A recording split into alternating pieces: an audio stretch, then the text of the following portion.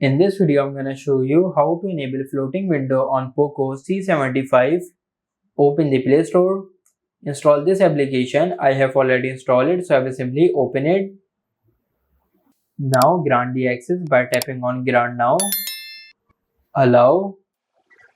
Now tap on Enable Now. Select the floating apps.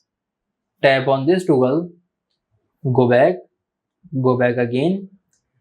Tap on Close. Simply scroll down. Go in Apps. Now I will select the applications. For example, I want to open Facebook.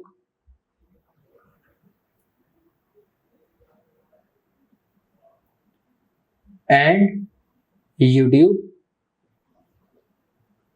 As you can see, YouTube and Facebook is open. So this is how you can enable floating window on Poco C75.